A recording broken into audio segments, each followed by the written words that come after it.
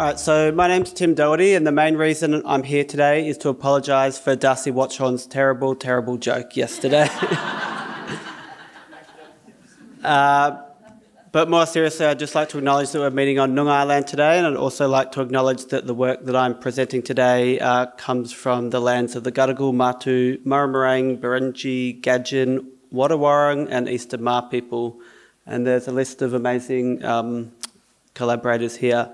So what I'm going to be talking about today is both cat and fox responses to fire. So I'm going to zoom through things pretty quickly, but what I'll be presenting is some new field data from 3 different parts of Australia, and then a bit of a meta-analysis that we did from all over Australia.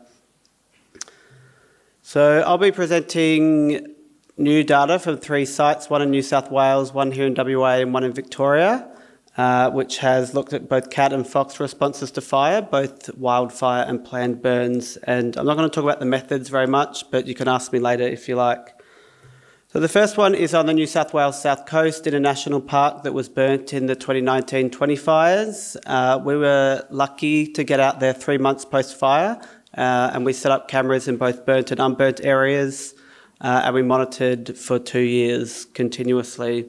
And this is just one example of what it looked like after the fire. So this is what cats did. So on the x-axis, you've got number of months post-fire, ranging from 3 to 27 months post-fire. And as you can see, there's not really much difference in cat activity between burnt or burnt areas or over time. Cats were less common than foxes in this park, but for the cats that were present, they didn't really show much of a response to the fire.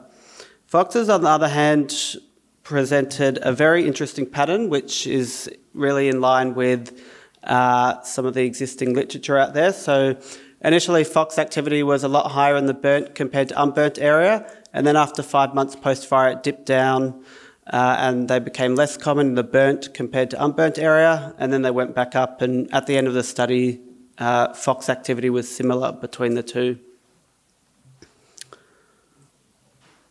So I should just say this is a PhD work of Viviana Maritas, and this is Darcy Watchorn's work. So this is from the Otway Ranges, looking at cat and fox responses to planned burns. And we've got pre- and post-fire data for burnt and unburnt areas, and essentially you can see there that cats didn't really show much of a response to fire again. But as Darcy mentioned yesterday, these were pretty low-intensity patchy burns, so in this situation you might not expect the cats to show much of a response. Likewise for foxes, there's not really a huge interesting response here. There's a bit of an uptick in activity in both burnt and unburnt areas, but not really a very clear response, which is somewhat surprising given other studies that have been done in that area, but that's what we found. And then the final thing that I'm going to present is my work, which I've been doing up at Madawa and Jundee near Wiluna, working with Matu traditional owners. And we did some patch burning in winter in 2021. And we found that cats didn't really care about the fire. There's not much of a change in cat activity in response to fire. But again, there weren't actually many cats around during this time, so it was a bit hard for us to test it properly. The reason I'm presenting all these things is because what I'm trying to do is demonstrate that there can be a range of responses of cats and foxes to fire.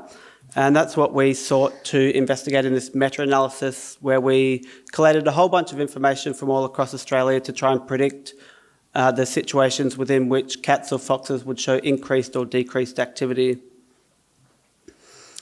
So what we did is we collated cat and fox data, studies of cat and fox activity in relation to fire, so burnt or unburnt areas or pre or post fire. And essentially we got 24 studies all up and more than 100 comparisons. And when I say comparison, that would be one independent comparison from, say, pre versus post fire or burnt versus a different fire age, which was longer unburnt. And we classified each of those responses as either positive if cat or fox activity increased, negative if it went down, or neutral if there wasn't much of a change. And this is what we found. So for cats, there's a whole range of different responses all across the continent, sometimes going up, sometimes going down, and sometimes not really much of a change. And we had a good spread of data from different ecosystems in different states. For foxes, again, there was a range of different responses, but you can see a huge geographical bias here. So essentially, a huge amount of the information we have about fox responses to fire comes from Victoria and a couple of studies in New South Wales. And then apart from that, one study in the desert in WA and also in the Northern Territory. So there's, a bit of a gap in terms of what we know for different parts of Australia for foxes. Then we did some fancy modelling to try and work out whether climate type, so arid, tropical or temperate ecosystems affected those responses, and it didn't really. We looked at fire type, so planned burn versus wildfire. It didn't really do much, but what we did find is time since fire was a really strong predictor. So how much time had elapsed after the fire when the researchers did the monitoring was the key predictor of what we modelled. So you're more likely to find that cats or foxes have increased activity in burnt areas if the area was burnt more recently. So the green line there is showing, a bit nervous to press this, which is the, is that the, no? Oh yeah, here we go. So the green line here is the probability of finding a positive response of foxes to fire, and if you're at very close to when the fire happened, it's about 50%, but as time goes on, it goes down, whereas your probability of picking up no response goes up over time.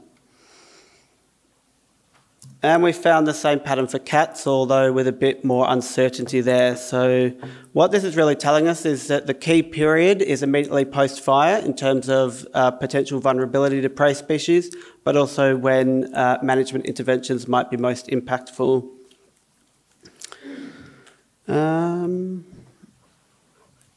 So just summing up, obviously I've demonstrated that cats and foxes can show a range of responses to fire and increased activity is more likely very soon after fire. But I guess the more important thing is why we're interested in this, and that's because of post-fire impacts on prey populations. So as Darcy presented yesterday, providing artificial refuges is one thing that's being tested, but we also need to see what's happening when people do predator control or other sort of management interventions after fire to see if they benefit the prey populations that we're trying to protect. So I'd just like to acknowledge all of the organisations that have been involved in this research, and I'm happy to take any questions during that session. Thank you.